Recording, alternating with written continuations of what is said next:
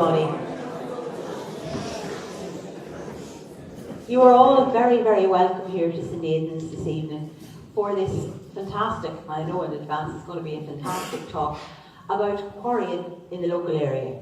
Now, of course, this is the Derrylin Teemore Heritage Society that are organising this, but we have had an awful lot of help this time. There's been a lot of work and preparation carried out by the Society for tonight, and we have to give a very big thank you to Fiona Darcy here at the front for the photographic display at the back. If you haven't seen it, do have a look when we're having our break later on. But a lot of these photographs are already online, and many of you might have seen them. We have to thank everybody who's contributed to the display of photographs and to everyone who is interacting with us online on the Facebook page. We have over 1,000 followers, so in a year we have 1,000 followers and a lot of people talking and sharing information and reminiscing about the past in the local area. A big thank you also to all the families, the employers and the employees of all of the quarries who have helped us tonight with a lot of information. Thanks also to Mary Burke, because it was Mary Burke who came up with the idea that this would be a good topic. So thank you very much, Mary, for that.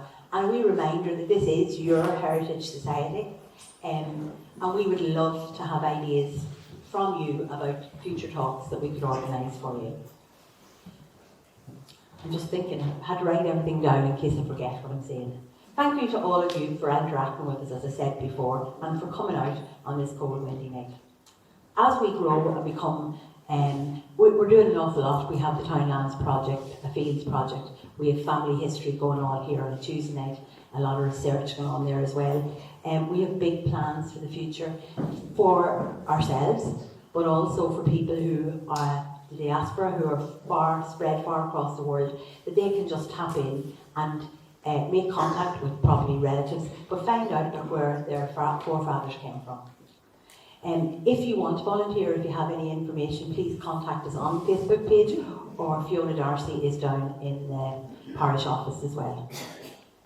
Now, to start off tonight's talk, we have a very busy schedule. As you know, we have quite a lot of speakers and lots of information, and if you've been looking at the PowerPoint, we have lots of photographs as well. And it's going to be very interesting, but I'm going to ask you, because we could be here till early morning, if you could keep any comments or questions or anything until the end. We will have a break, just over midway through as well, so for a cup of tea and that, and get talking to each other. I suppose that's one of the best things about being out here, is you get talking to people you haven't seen in a while.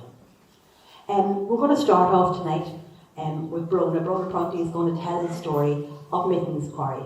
So thank you, Bronagh, for doing this for us.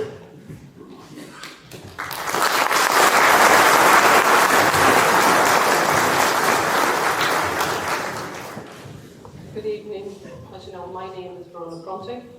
I work for Mitten and Sons, and on their behalf I would like to tell you their story. Mitten and Sons began with Robert Joseph Mitten, or better known as Joe. He was born in 1921 in Gortin, Derrylin, the youngest of 6 children. He left school at 14 to work for Wilson Crawford, who had shops in Connolly and Thompson's Bridge. Joe worked as a shop boy for jaw wages. This means he was given bed and board by way of payment. In 1940, when Joe was just 18 and the World War II was gripping Europe,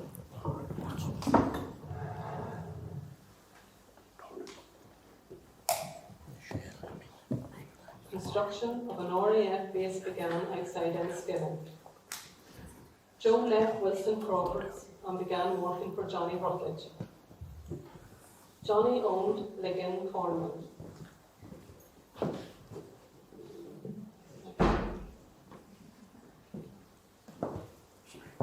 Joe drove a Fortune tractor with a 1-ton trailer and drew gravel, steel and cement around the St Angelo runway construction site. During the week, he slept in an old wooden railway carriage, which was set up under some big oak trees where Enniskillen Agricultural College is today. At weekends, he made the 20-mile journey home by bicycle. Johnny had 2 Quarries tractors on the airfield job, and Paddy Parks was the man who drove the second one. Joe had many stories from those days. One he used to tell was how they were expected to use a certain amount of diesel or fuel a day, despite the fact that fuel was rationed during the war. The amount of fuel they used was to measure how much work they had done. Afraid of getting sacked for not working hard enough, Joe often spilt some of his fuel out on the ground. He advised Paddy Parks to do the same, but Paddy didn't, and he ended up losing his job. Another story from back then was how some lorries drawing gravel from local pits tried to get paid twice for one load. They would drive in, get their paperwork signed, and drive out a different way. They would then loop back around a short time later with the same load of gravel and get it signed for again.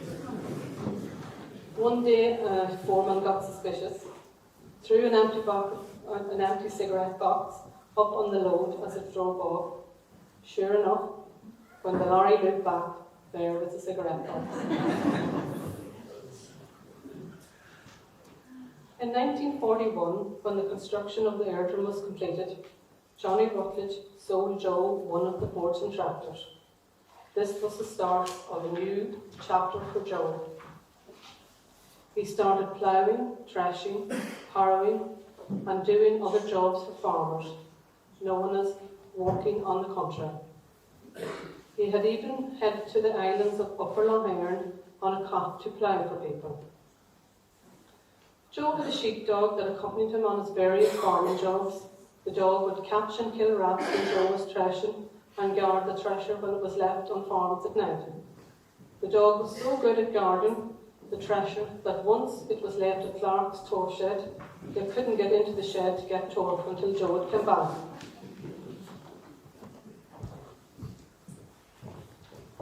Some of you might be surprised to hear that a certain amount of smuggling occurred along the border back in those days. Joe would have smuggled pigs with the fortune and trainer roughly once a month. Jemmy Duffy and his son would walk Dan McMonagle's pigs from Ballycolin across the mountain to Gorderee. Dan McMonagle was a local publican in Ballycolin at the time. The men would arrive at Gorderee early, usually around 4 a.m, where Joe's wife Dorothy would have a fry waiting for them after their nighttime excursions. Joe would then load the pigs onto the trailer, and with 2 flash lamps in the front of the tractor, 1 flash lamp in the back of the trailer, and a pocket full of spare batteries, he would set off on a 31-mile drive to Pittenamart. While pigs may have come north across the border, other products went south. Joe and another man, Eddie Gilroy, smuggled barrels of engine oil. These were purchased in the north and then loaded onto a pony and cart in Gorderee. The pony knew the run so well that it would walk the back roads by itself, while the 2 men cycled their bikes to Blake's Avenue, where there they would find the pony and cargo waiting for them. The oil was left there for customers from Cavan to collect. Joe's years of hard work started paying off when he was able to buy a bank of gravel from Drum's pit. John Coleman screened the gravel with the fines kept for making blocks, and Joe delivered the gravel around the county. A few years after getting married, Joe bought the house he and Dorothy had rented at Gorderee, along with 11 acres of land from the Reynolds family for £1,300. It was there that Jemmy Riley met the blocks for Joe from the screened fines. Those days, everything was done by hand. Jemmy would make 8 mixes in a day. A single mix was enough for 18 6-inch blocks or 24 4-inch blocks. A hand locker was used to make the blocks. These were then laid out in pallets and were thrown regularly to dry. The blocks, like the gravel, had to be loaded on and off by hand. It was hard manual labour. As Joe got busier, he was able to buy a lorry and start work for the council. he would take on contracts to maintain roads for a set number of years. During those days, roads were surfaced with gravel. Joe's job included keeping potholes filled, hedges cut, drains clear, and the roads in good order. Verges had to be ploughed every few years to keep them in good condition. John Mulligan worked with them on these jobs. One time, when widening Derrylin Lane, using a horse plough pulled behind the tractor, Joe's eldest son, Robbie, was driving while John Mulligan walked behind, holding the plough handles. Robbie, in his eagerness, was driving a bit too fast, so when the plough caught a root, poor John was thrown up in the air, clean over the ditch, and landed in the bog on the other side.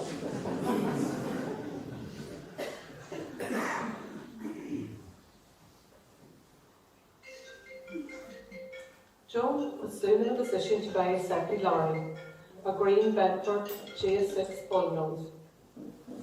He bought this from a neighbour, Joe Maguire. He now began buying gravel from T. Quarrying Sons and reselling it, and instead of continuing to make blocks, he bought blocks from Quarries and sold them on too. Around 1969, Joe bought a couple of fields of gravel at Aheyall from Chris Emo. Here he set up a Finlay portable washing plant. Emo's was ideal, with a small river on one side allowing water to be diverted to dams and then pumped to the washing plant. He could now sell his own washed sand and gravel. The washed gravel was almost sold as drainage, mostly sold as drainage stone, while the sand was used for building, plastering and making concrete. In the early days, before ready-mix concrete became available, concrete mix was a very popular product. This was a mixture of sharp sand and gravel stone, which was then mixed with cement on site by the customer, either by hand or with a cement mixer. When the gravel in Emo's pit was exhausted, fields of gravel were bought from farmers in the area, such as Cyril Foster and John Thomas Whittendale. Gravel was dug out and drew back to the washer at Aheyall. When the gravel was gone, the ground was levelled, topsoil replaced, and the field returned to the farmer. During the 1970s, grants became available to farmers for land drainage and making farm lanes. This grant work created a boom in demand for material. By the late 70s, most of the gravel reserves in Derrylin area had been exhausted. What remained was either not for sale or too expensive to buy. By now, Joe and 5 of his children, Audrey, Robbie, Eric, Noel and Fred, were all working full-time in the business. If R.J. Mitten and Sons was going to continue in the quarry business, they would need to look further afield. In 1982, with the help of a local farmer, Victor Graham, they managed to secure a large farm of sand and gravel in the townland of Emmeroo, outside Temple. Emmeroo was a good buy and allowed sand and gravel production to continue up to the early 1990s.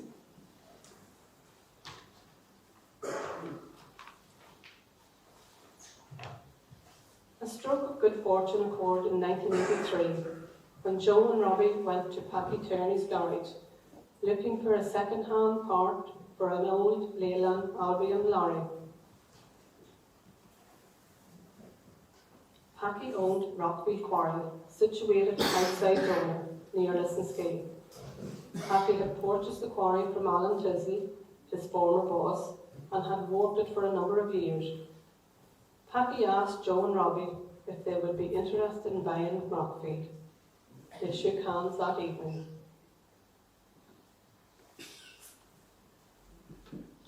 Hard rock quarrying needed much more equipment than sand and gravel, and the early 80s were tough times to try and grow a business. It was expensive to borrow money, interest rates were over 15%. Setting up a new quarry was a massive undertaking. But Joe and his family got great support from the local community, support that has continued to this day.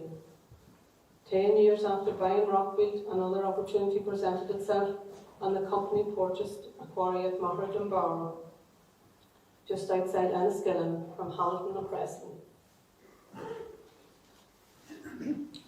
Mitten had good quality rock with a great location. With 2 quarries now producing, Origin Mitten and Sons were able to supply customers right across Fermanagh, the border counties and further afield.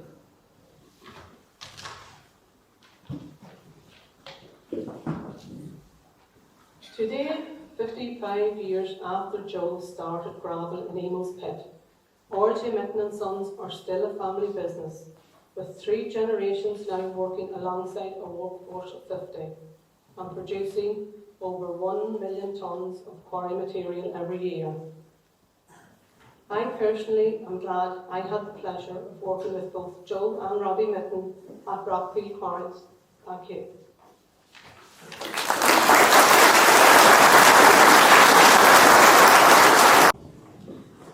Good evening, everyone.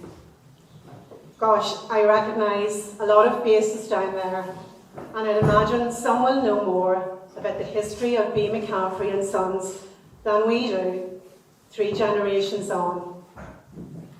There weren't many volunteers to stand up here tonight, so forgive me if I lose my way. It has been fascinating to see all the old photos appear on the Derrylin Teemore Facebook page over the past number of weeks.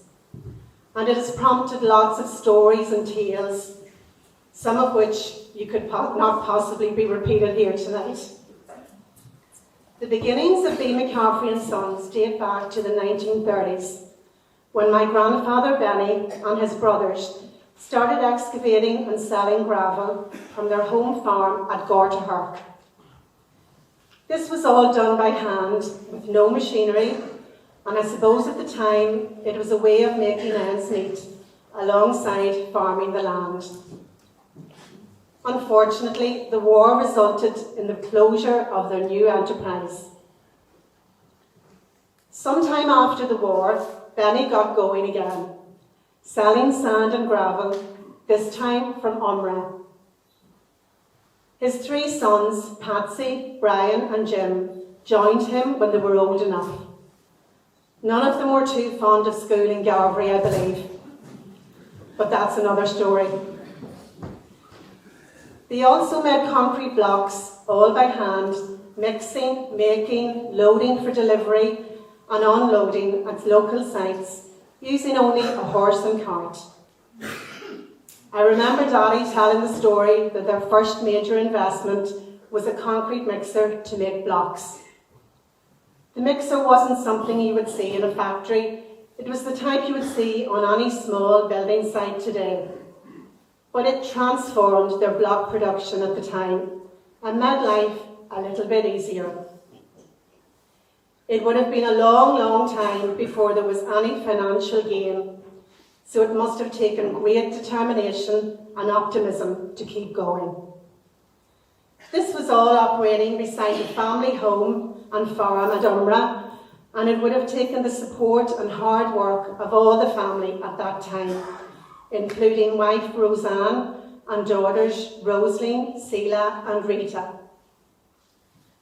The first lorry came along, but there was no loading shovel, so the sand and gravel would have been loaded onto the lorry using hand shovels. I read with interest James Bannon's stories, recalling when he and the load of gravel went out under the tailboard on Derrylin Hill. These were schoolboys helping to repair the gravel roads around Teemore after school. At some point after this, Pat Curry came home from England. He had seen how sand and gravel was processed there, and his family proceeded to set up their own washing plant. Benny and his sons seen the benefits of washed sand and gravel, and this decision was made to set up a washing plant at Drumderg in the 1960s.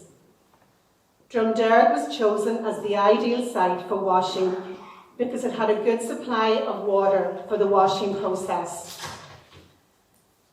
The first major project around this time was the new road at Benmalek. Agriculture and house building were also a big part of the business, and they still are to this day. Benny McCaffrey died in 1973, and the business was carried on by Patsy, Jim and Brian, with their sister Rosaline there to keep them all right. She had taught in Irvinstown for a time, but returned to run the office in Drumderg. Brian had worked at Lipton's in Enniskillen, and the story goes that he rode his bicycle to work, managing to make it to town quicker than the bus. Hence the name Speedy, as we all fondly remember it.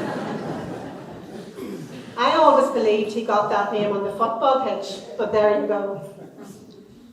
In 1976, the brothers took a significant step when Knockninny Quarry was opened. Extracting limestone from the ground was a lot different from sand and gravel. It involved drilling, blasting and crushing. Explosives had to be flown in with helicopters. The army was present, and let's say there was a lot of learning to be done. I remember watching a BBC documentary that was recorded back in the late 1980s, and the explosives were being transported up the side of the rock on a shovel. I'm sure you will be as surprised as I was to hear that the first office at Knockninny was constructed from an old confession box, transported from Teemore. It's a pity it still isn't there. I think that story came from Oliver Cassidy, who along with the late Austin Mulvaney delivered the first 2 loads from Knockninny. Oliver is still there driving nearly 5 decades later. Men like that have experienced huge changes over the years. There was no fleet of lorries like today. I believe Philip Owens told Sean a story last week that back in the 80s, one Friday, he was put out on a green Foden lorry that was purchased a few days before. And it was, let's say, in need of repair. Nothing was right on it. And of course he was stopped by the police out on the road and told not to bring it back out. He went back to the quarry and told Patsy, and he said, "God, what are we going to do?" And maybe another few choice words. Well, when Philip came back in on Monday, the lorry had been painted blue. And he was sent back out on the road. By the middle of the week, he was stopped again and told that wasn't going to work. In 1982, a batching plant was built at Knockninny in order to start producing ready-mix concrete. The limestone in Knockninny had some great chemical properties, so they also began production of agricultural lime used on farmland to regulate the pH levels in the soil.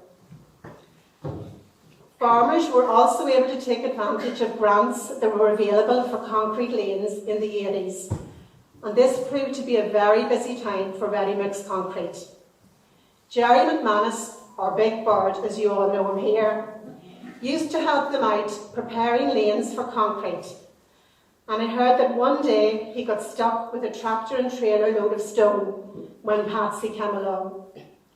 Jerry went away looking for help, and when he came back, Patsy had unloaded the stone with his bare hands. His hands were bleeding, but the tractor and trailer were out. In the early to mid-1980s, a new production facility was set up at Umra to make concrete pipes, blocks and cattle slats. A new washing plant was also opened at the Umra site, and Drumderg was closed. In 1992, the family were devastated to lose Jim at only 49 years of age. He was known for his good humour and hard work, and it was a massive blow to the family. Jim always found a way to get things done. I heard that when they suspected that the customs weights and measures men would be out, Jim would go up the road from Knockninny to check and then come back to give the all clear, and only then would the lorry leave the weighbridge. In the early 2000s, the next generation were joining, and the business went through a transition to allow this to happen. In 2006, a new precast factory was built at Knocknilly Quarry, producing concrete products for the agricultural and industrial sectors. In 2010, quarries in Ederney and Drumquin were purchased in order to secure the supply of limestone. This enabled the company to extend its geographic market and to broaden its product range to include blocks, tarmac and bedding lime. Sadly, in 2012, Patsy lost his fight to cancer, followed by Brian in 2015.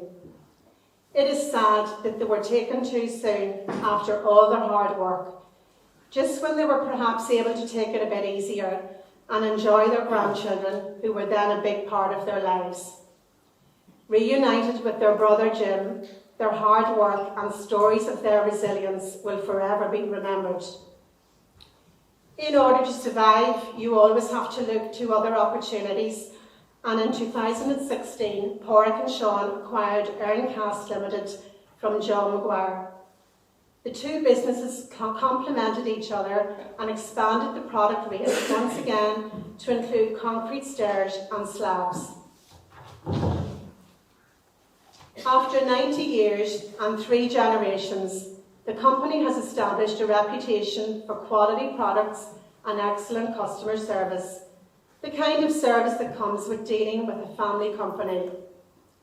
I think that anyone in the quarry industry will agree it isn't all plain sailing. There have been difficult times, but it has been the loyalty of staff, some of whom have worked with the business a lifetime, as well as loyal customers who we must be thankful to. I'm sure if Benny was here today, he would indeed be proud that the work he started, digging up sand and gravel by hand at Gartahurk and then at Umra, has grown into a thriving business operating over 4 sites. The 4th generation are already showing a keen interest in quarrying like those before them. Some of the youngest wanting spins on diggers and dumpers. Quarrying is in their blood. Before I finish, I would like to take this opportunity to pay tribute to our Aunt Rosalie, who we sadly lost in May this year. She worked in the business for almost 60 years, dedicated and meticulous to the very end. She witnessed all the changes in machinery and technology over the years, as well as losing family and staff along the way, but remained loyal and determined to be at her work at 85 years of age. We will never see her kind again. I'd like to thank the organisers for bringing us all together here this evening. It has been really interesting to discover old stories as well as the history of the business, which is so important to document. It is also an opportunity to remember all those who worked at B McCaffrey and Sons over the generations and are sadly no longer with us. Thanks to all those who helped Porrick and Sean to compile dates, and especially to Adrian, who's always sure to have a good story. Without doubt, these entrepreneurs, as we will call them today, the Curry family, Joe Mitten and his family, Sean Quinn, P Maguire and Benny and his sons, they stemmed the flow of emigrants from this rural area, and we are all indebted to them. Thanks very much.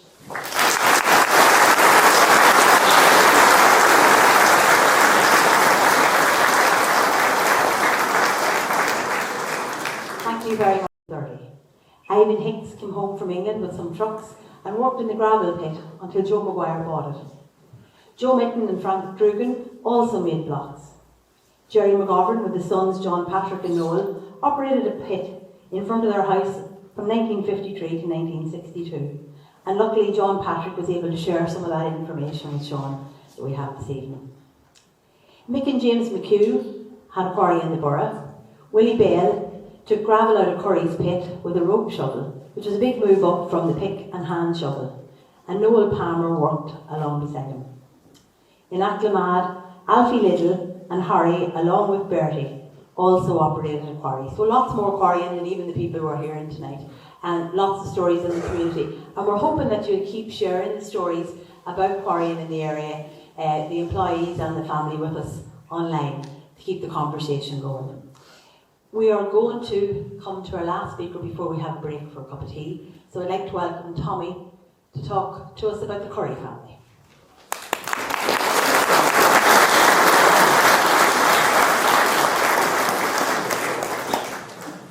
Good evening, ladies and gentlemen. First of all, I would like to just take T. Curry and Sons, who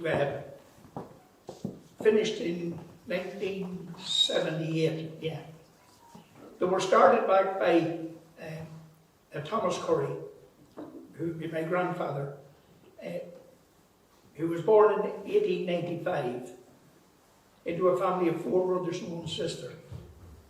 He married Mary Ann McManus and had 4 children: Josie, Francis, who married Francie Donnelly, Pat, born in 1825, Owen in 1927, and Tom in 1929.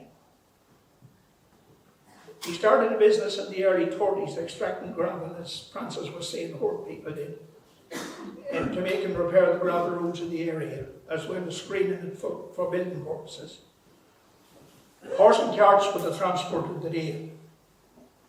The funny thing about the first lorry turned out to be a lorry called a Thornycroft. And it was laying at the back of my granny's for years. And the reason I remember the name of it was I always thought it had something to do with the briars growing through it. It always sort of stuck with me that it was called a Thornycroft. It was one of them lorries that had flat-bedded, and you had to load it, and it didn't tip up, so you had to load it and unload it as well. The first gravel pit that we know that they had was at the corner of the Ballyconnell Road and the Gorka Hawk Road, where the tile factory is now. As time progressed through the 40s and in the early 50s, Pat and Owen grew up and they went to work in England, and Tom stayed at home. Thomas died a young man in 1854. He was aged 59, and the boys returned back to work at the gravel. During his time in England, Pat worked for a company called Frederick Parker, who specialised in equipment for screening and washing of aggregates. And he had this idea in his mind on his return. So he spent time searching about, looking for a site, and the site he got was down along the lake, down at Keighlin. And well, there was plenty of water, and there they built a washing plant, and the washing plant was supplied by none other than the Frederick Parker that he worked for in England. Things moved forward at pace, and there was a blocking plant and a concrete slab fitted there. And men like Frank Flanagan, Frankie Martin and Joe Brady, would be Frank Brady's father, were the first block makers. John and Pat Thrum also came there later. Block making at that time was very laborious. There was no forklifts, there was no nothing. You had to pick them up by hand, stack them by hand, load them by hand, and then if you had enough cement, then you could tip them up when you got to the site where you were delivering them. At the same time, there was an office built, again at the corner of the Ballyconnell Gorta Hawk Road. And the girls who worked there was Teresa Murphy, later to be Tracy Gilleece, Sean Gilleece's wife, Margaret Martin, now Margaret McCusker, and Marion Burke, now Margaret Riley. Building contractors at that time were Tracy Brothers, T. Chambers and Sons, Norman Whittaker, G&A Conway, McGovern's of Bonboy, McAleer and Take, McAleer and Rush, Scollins, Clarks, and Tracy Concrete later were all potential sand buyers for the ready mix plants. Also during that time, a sand pit was acquired in Emeroo in Tempo. It was opened, and we drew the sand from Tempo to Derrylin. But unfortunately, there was more of it going down the loch when it arrived. There was more silt in it. So in actual fact, you're only getting a half a load for every load that you brought. During the 60s, Joe Prunty started draining land with 3/4 stone. And this also increased the market for washed aggregates. And I think every farmer in the country then set out to do his own thing. More gravel was needed, and pits followed. One was at the back of Cube Works on the Ballyconnor Road about 1957. Another one was close to Teemore's shop, I think somewhere up near where Joe Mitten opened later on. A farm then close to Maguire's, I think there were Cosgroves up beside Frank Maguire's. It was bought and it was exhausted after a lot of years. And then we bought a field of Quinn. Later Thomas Quinn's was bought, and I made it that the wrong way round, was bought and that's where the tile plant's situated now. Also a large field of Phil Murray's, which is the hole is still there on the Derrylin side of the Gilleece lane. You could say that when the McCaffrey brothers, the Mitten brothers and the Quinns had the landscape of the mountain road was changing forever. Hills became valleys overhead. To get raw material to the washer took a lot of lorry power, and we were a long distance from where the raw material was. And during the late 60s and the early 70s, there was 12 or 14 lorries throwing AECs, Dodges, Leylands and stuff. But so much machinery, there was a lot of boys employed, with 30 to 35 people was employed at that particular time. Many local families, where you had 3 and 4 people, such as the Martin brothers, Eugene, Sean, Mickey, Brian and Frankie.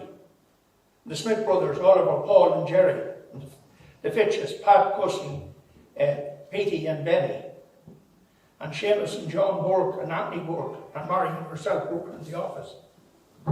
So we had quite a lot of different ones. And in the garage was Bronagh's, another connection, Bronagh's father, PJ, John McGrath and Shamie Riley.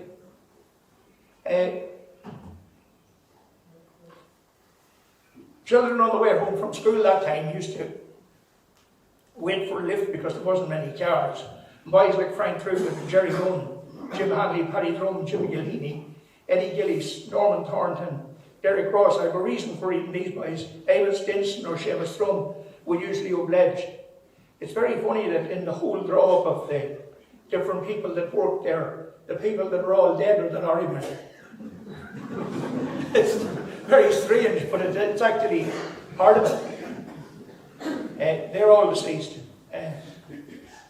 Costs at the time in the 60s were very low, but lorry costs and diesel started to take its toll in the 70s. As the mountain road got lower, the Lough Erne was filled up with it, and the environmentalists were getting on the backs of the people at the washer. Planning permission was applied for in Thrasnayland and was refused. And in 1978, T. Curry and Sons stopped. Ceased to exist. Thank you very much.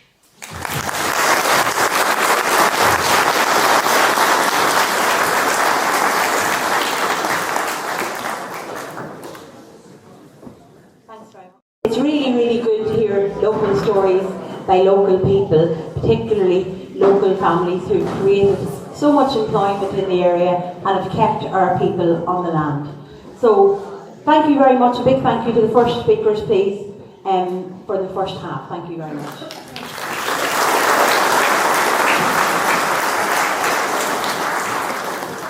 We're going to continue now with Joe, and Joe is going to tell us about the Maguire Quarrying. Thank you, Joe.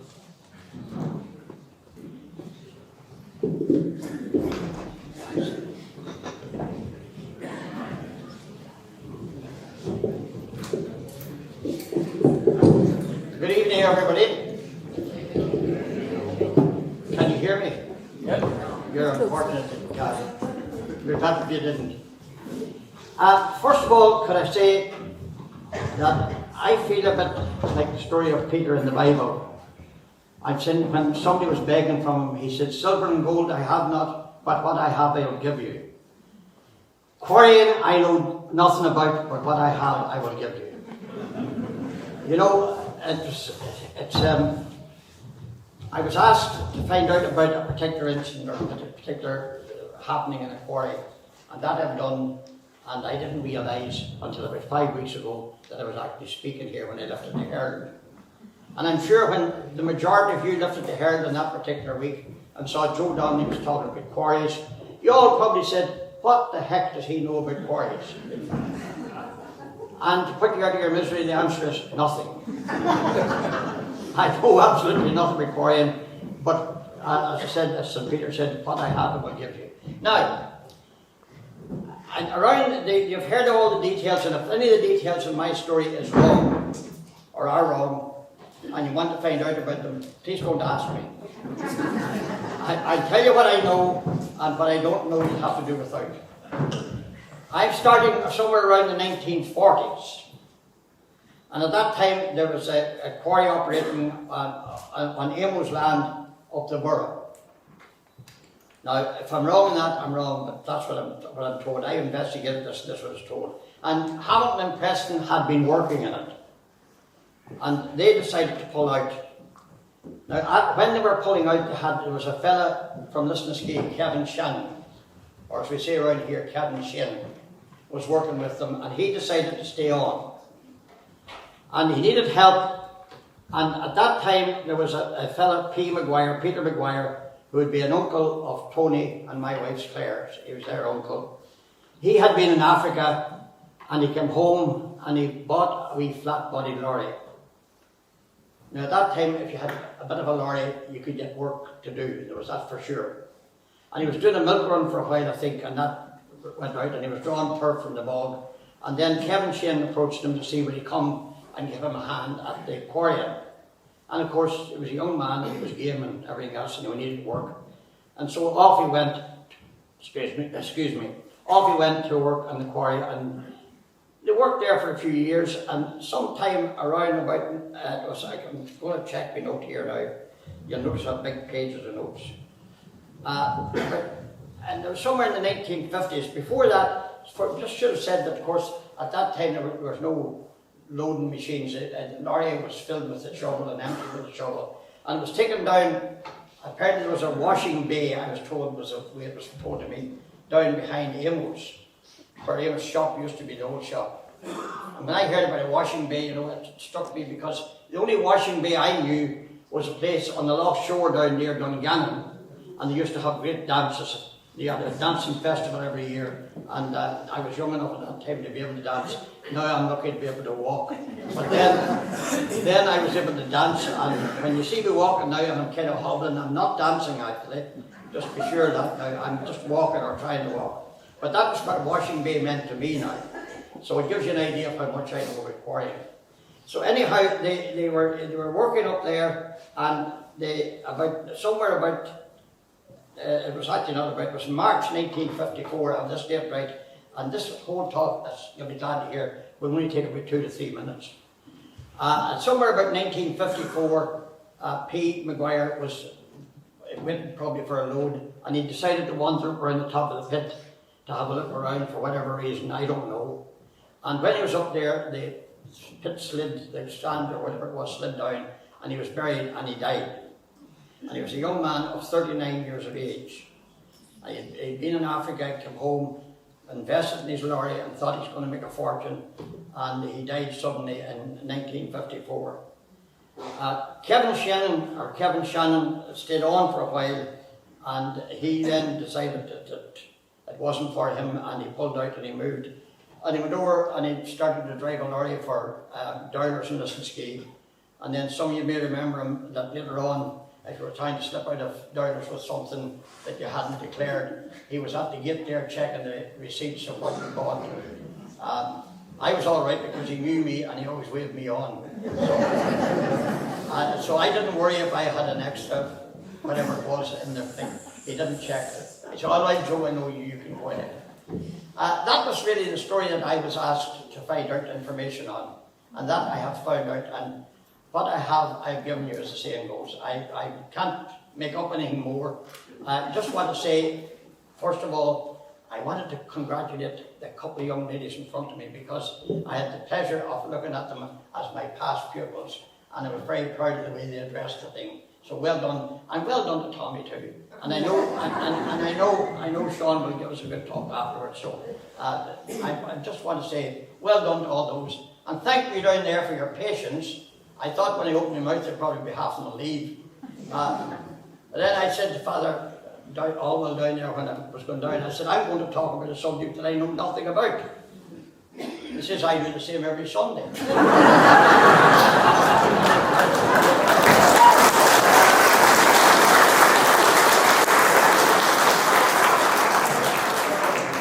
And I didn't disagree with him. Well, how could you do it? How could you disagree with your priest? So I accepted what he said, you know, and so that really is my story, and it's a short story, it's a sad story, it's a factual story, and after that I can't do any more for you. Can I just say too, thanks to the help I got, Fiona took it, and I wrote it out by hand, you know, because Tommy Quarries is one you didn't get typed. I said at least I put a bit of effort into mine. And so thanks to me, Fiona, and I just want to say to Mary Burke got me into this handling. She's very persuasive, and she asked me to do it, and I thought that it was just the notes, and I made the notes and everything else, and then to lift the Herald and see that my name had appeared. First time I was speaking, but at first was even speaking about Quarries Quarrying, and I had to think, where the heck was Quarries Quarrying? But anyway, thank you very much for listening. And I hope you enjoy the rest of the night. I've enjoyed the first part of it. I thought the previous speakers were all great, and I just want to say well done to them all.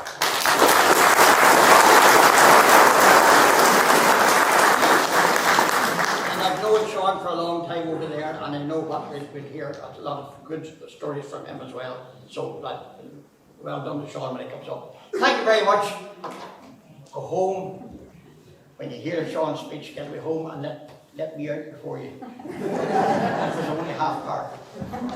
Anyway, thank you very much.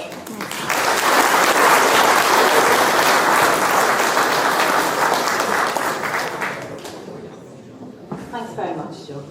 And our final speaker tonight, I'm sure he's going to be very entertaining, and I'm sure there's a lot of people here who've come to listen about quarrying, but who are definitely here to hear Sean's story. And I'm sure Sean could probably talk for the next 5 nights. So, or maybe even longer. So, thank you very much for coming, Sean, and come on up here and finish off our evening for us.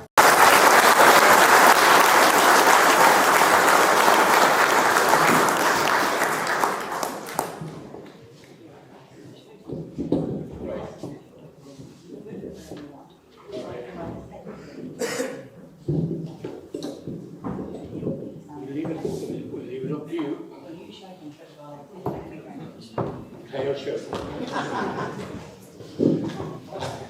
I can show when nobody listens to you. But anyway, nice to be here. Thanks for the invite. And delighted to hear. I heard more tonight about quarries and about sand and gravel than I probably knew about. You must remember that I genuinely know a bit less about going back over the 60, 70 years that some of the speakers have mentioned. So I wouldn't have been around for some of that, and if I looked in front or in milking cows or whatever it was. Anyway, I don't have much to say, but what I can say is I know more about P. Garner than you do. P. Maguire. I know. He saved my life. When I was about 3 or 4 years old, I ran out in front of him and he crashed the car to save me. So by saving me, you see all the trouble he caused around the mountain.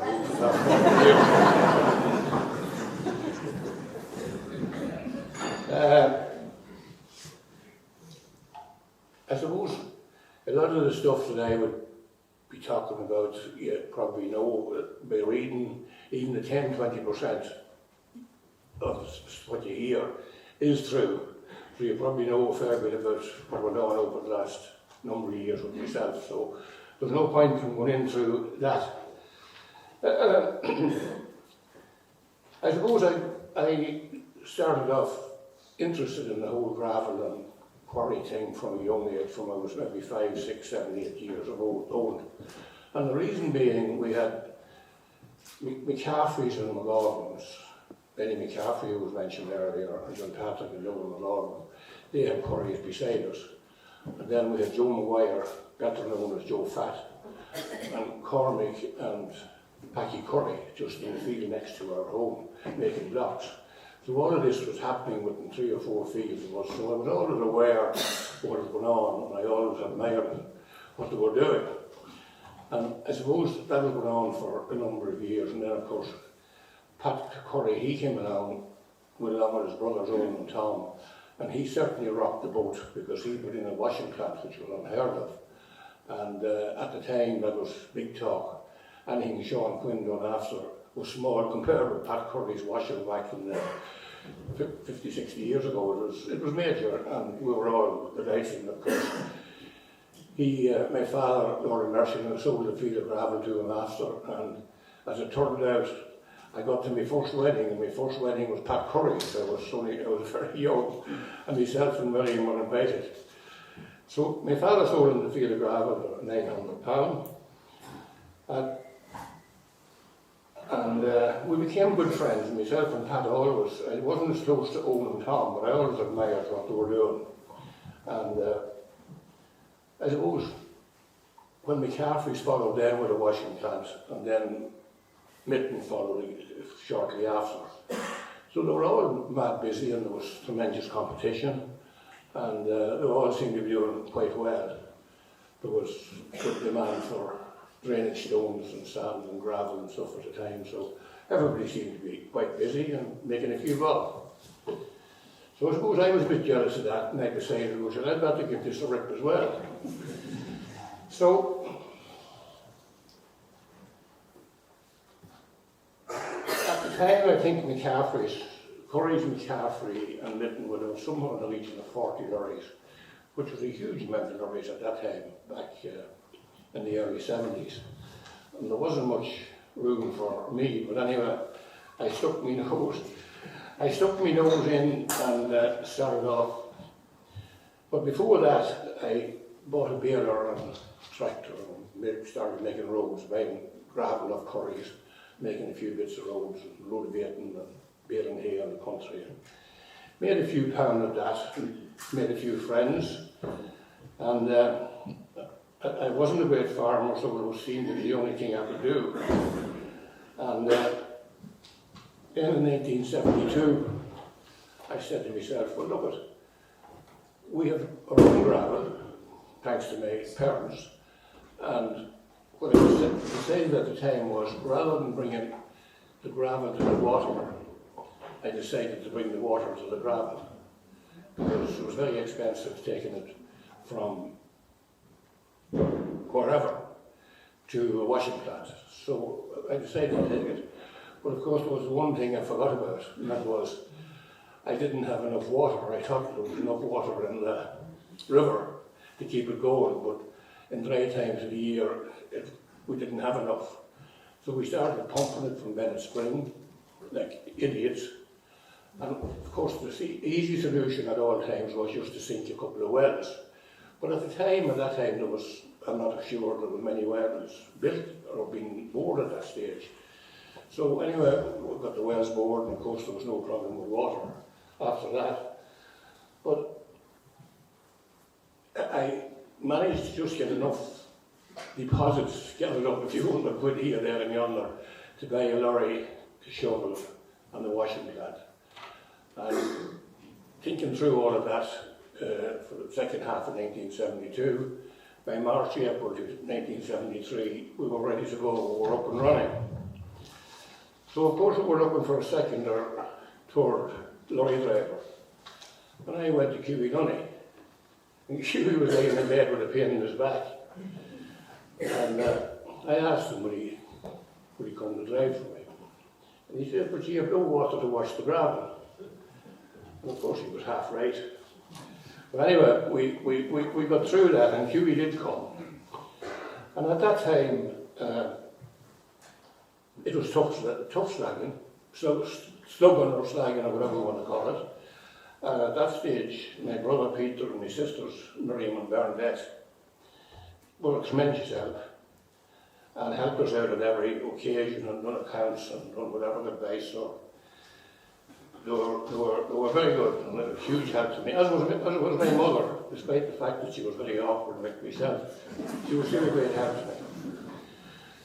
So I think that one thing hasn't been mentioned tonight, or it's probably not been talked about very much, and that is that, as I said, Pat Curry done something that was unheard of at the time, but it was way ahead of his time. And what people have never talked about it, that is that the gravel in the Mountain Road was probably among the worst deposits of gravel in Europe. And I mean that. But it was good for drainage stone, and it done for sand. But as regards making concrete products, you could never make good concrete with the Derrylin because the gravel was all... I can see this now because there's nobody using it anymore, they're all gone to bigger things. The gravel was very porous, very light, very porous, absorbed the water, and you couldn't make quality concrete. For example, the sand is producing roof tiles in Derrylin for the last 40 years. 100% of that's been imported from County Tyrone. But it still didn't mean that the entrepreneurs in the area, or the people in the area, and I give the staff more credit than I give the owners, it still didn't mean that around the Mountain Road there was more businesses built on a very poor product in a very poor area than anywhere else, let's say in Ireland. There was thousands of jobs created on the back of that seed capital that was developed from the sand and gravel business. And there's absolutely no doubt in my mind that that is down to the staff, the local community, the support they gave, the customers, and all of that. It was absolutely tremendous, where there's other parts of the country where there's very good sand and gravel, and there's no job created around them. Whereas in the Mountain Road, there was band sand and gravel, and a set of jobs created around it. One thing that's wrong with what happened in the Mountain Road is that there's so many jobs created that the problem is now we have created far too many good footballers in Derrylin Teemore and Bronagh. And now they're on for taking over the mantle from Teemore. But anyway, that is true, that's unquestionable. There's a huge increase in the population, there's full employment for everybody, hundreds of cars coming in daily into the area, and so, as I said, it's due more to the staff than it is to the owners of the businesses. And as we had businesses in a number of countries, there's no country in the world that I was ever in that we got as much production or as much output or as much lively support as we did from the Irish staff, particularly the ones up the road. So I'd just like to, I'm happy to take any questions if anybody wants to ask questions, but there's not much I can say because the McCaffreys and the Mittens and the Quarries, it was them, this, as I understand it, this discussion is about sand and gravel, and I was a baby into it, so I probably know a little bit more, and you'll have heard much more about the sand and gravel than I'd be able to tell you. But I'd like to thank everybody for the loyalty and support. The farmers in the community who sold me land. It's not a simple business, as everybody knows, where you create dust, you create noise, and yet the community supported me all the way. So I'd like to thank them for that. I'd like to thank the organising committee again for their support and for organising this event. And I would like to thank the customers, of course, is the biggest thing of all. I'd like to thank Patricia and my own family, the one I was born into and the one I had to create, for their support. Thanks.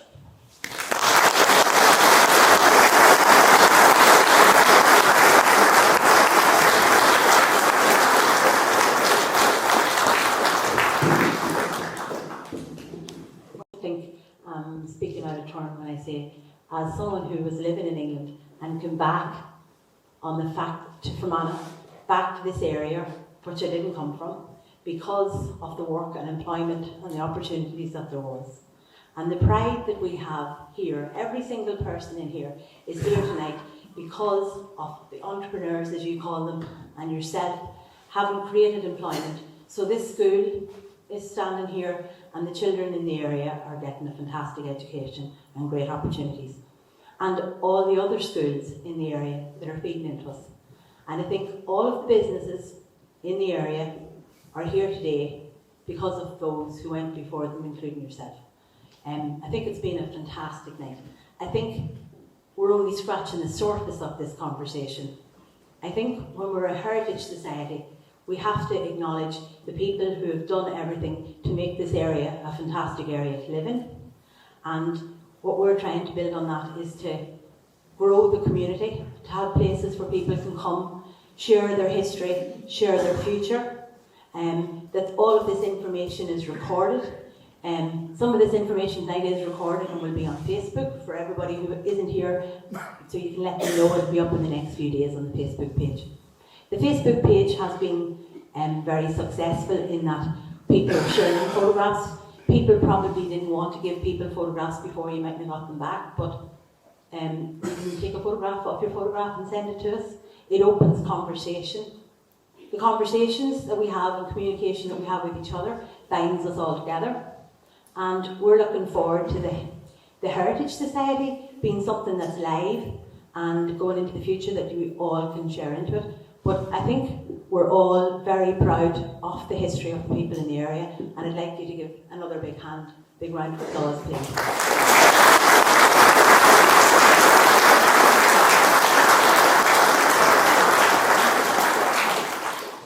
Says he's talked about a lot and you hear a lot of information, but we are extremely proud and very grateful for you to come and take your time out with your family here and share your stories with us. The truth of the matter is we probably do want to hear all the rest of the stories, so we'll probably have lots of other nights and other opportunities for conversations for not only Sean, the McCaffreys, the Quarries,